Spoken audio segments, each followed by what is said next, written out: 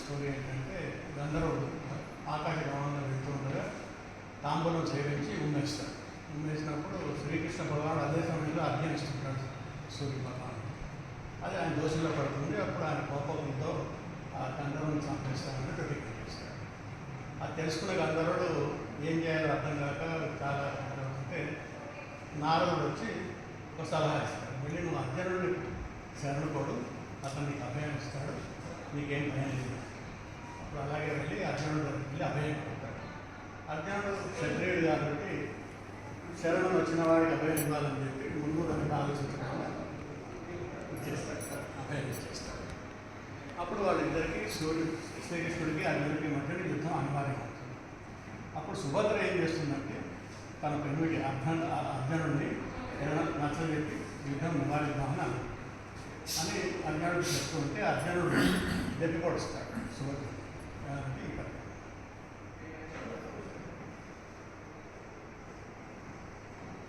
మగువ మీదను పతికెంత మక్కువైనా, మగువ మీదను పతికెంత మక్కువైనా, మగని మీదను మగువకు మగని మీదను సతికెంత మమతయున్నా, కువితలకు కాపురం ఎంత యొప్పియున్నా, పుట్టినింటికి కడుకూర్చు కొలత ఎప్పుడు, పుట్టినింటికి కడుకూర్చు కొలత ఎప్పుడు.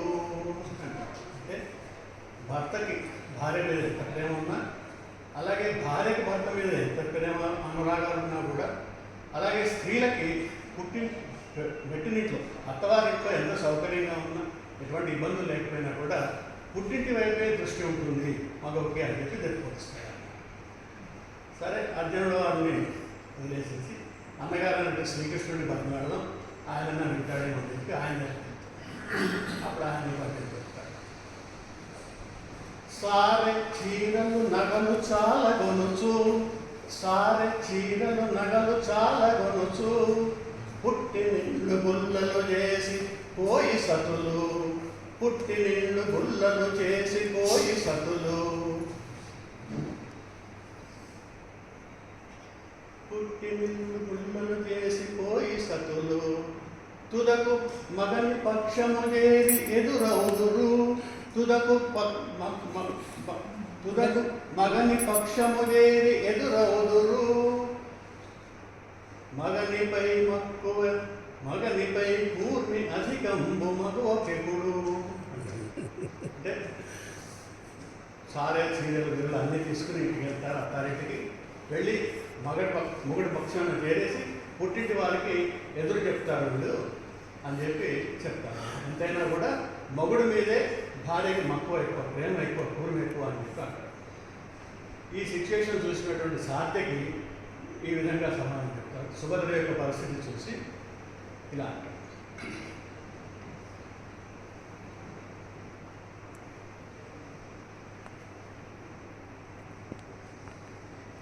భ్రాతృపక్షంబు పలికిన భర్త ఎలుగు, భ్రాతృపక్షంబు పలికిన భర్త ఎలుగు, భర్త పక్షంబు పలికిన భ్రాతకి నీవు,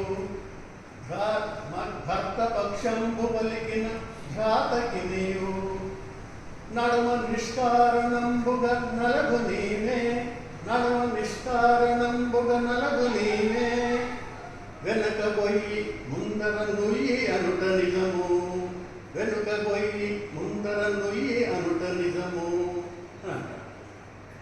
ఇప్పుడున్నటువంటి సమాజంలో కూడా పుట్టినింటికి వెట్టింటికి సరైన సత్సంబంధాలు లేకపోతే స్త్రీలు ఎటువంటి పరిస్థితుల్లోనే ఉంటారని చెప్పి చిలకమర్తి చక్కగా రాసినటువంటి